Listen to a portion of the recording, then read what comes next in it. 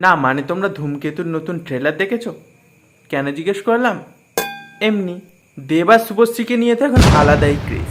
Saiyaara movie নিয়ে যা craze ছিল তার থেকেও এখন বেশি ক্রেজ তো দেব আর শুভশ্রীকে নিয়েই চলছে। আর বাঙালির এমনি কাজ লোকের সংসারে আগুন জ্বালানো। আর ফেসবুক আর ইনস্টাগ্রাম তো মনে হয় উঠে পড়ে লেগেছে এদের সংসারে আগুন লাগাবে বলে। ইনস্টাগ্রামে ব্লগ থেকে আনব্লক, ফলো ব্যাক। না মানে তোমাদের কাছে একটাই কথা, তোমরা কি চাও? এরপরে ওরা পরকিয়া করুক? দুজন দুজনের সংসার নিয়েই তো ভালোই আছে, ঠিক হজম হচ্ছে না।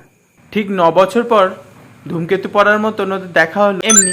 আর এমনি এমনি দুজনে প্রমোশনে নাচ করলো এমনি। আর এমনি এমনি করতে করতে রাজদা রুক্মিণীদের ঘুমুনে গেল বেচারা।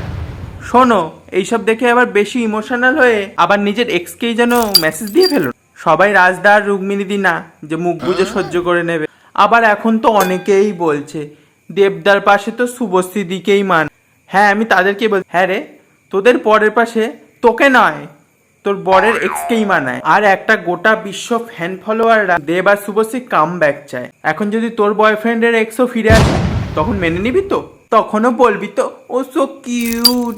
আরে বাবা, ওরা রিয়েল লাইফে ফিরিনি, রিল লাইফে ফিরেছে। এটা বুঝতে শেখ, রিল আর রিয়েলের মধ্যে অনেকটা পার্থক্য, সেটা আগে বুঝতে শেখ। তবে এটাও ঠিক যে রুক্মিণী দিয়া আর রাজদার মতন পার্টনার ছিল বলেই আমরা এত বছর পর আমাদের সেই ছোটবেলার প্রিয় জুটিকে একসাথে অনেক বছর পর দেখতে পারলাম।